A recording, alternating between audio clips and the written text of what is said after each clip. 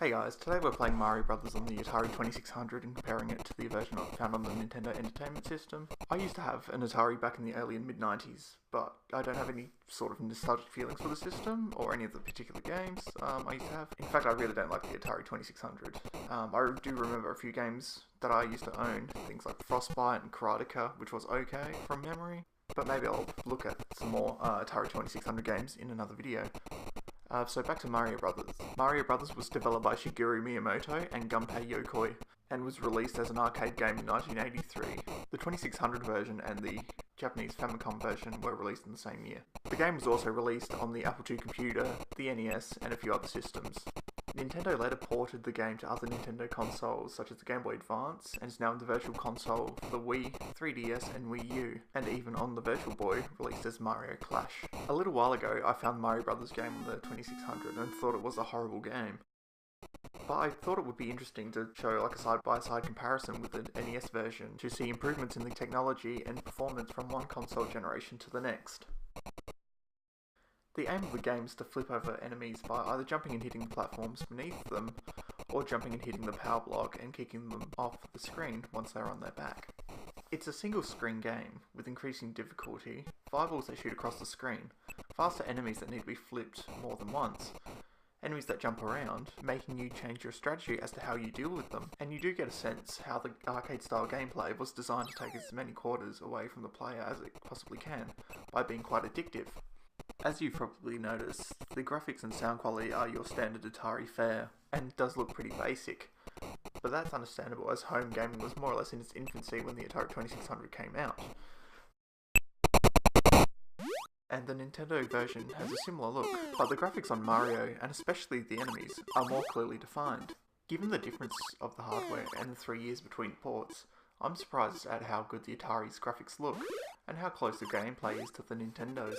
I like the fact you can also play an official Nintendo Mario Brothers game on a non-Nintendo system, which is a bit ironic because Nintendo would be fiercely restrictive of allowing game developers to create games for the NES, which was in part to prevent a video game crash similar to one that Atari facilitated due to the overabundance of poor quality games in the market in the early 80s. I was surprised about how good the 2600 version was. I expected the NES version to be the better game, and it is, but not by that much.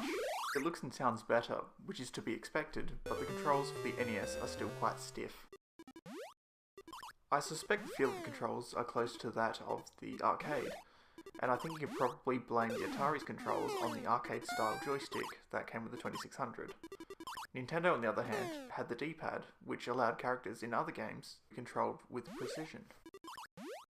I think this could have been done better on the NES, since Nintendo released the first Super Mario game the previous year, and the level of control the player had on Mario in that game was pixel perfect.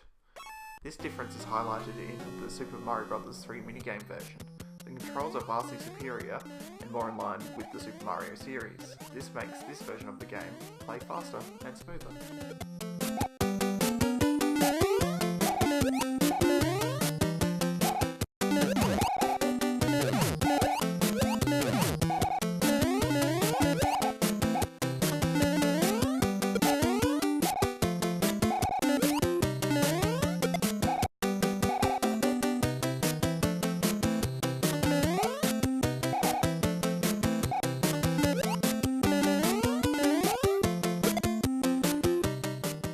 Summing up, I found I was wrong.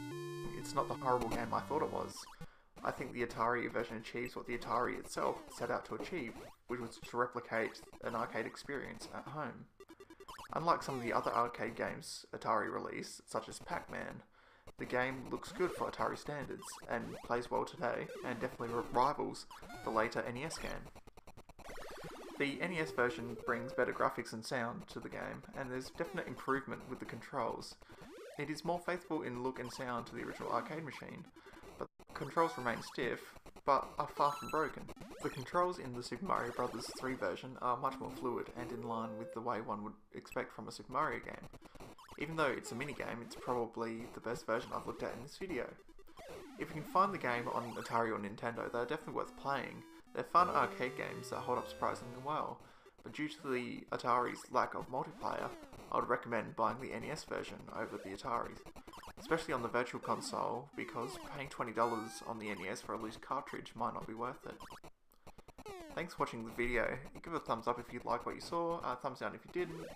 Do you have a game you wanted to see on the channel? Leave some feedback in the comment section below, and see you next time.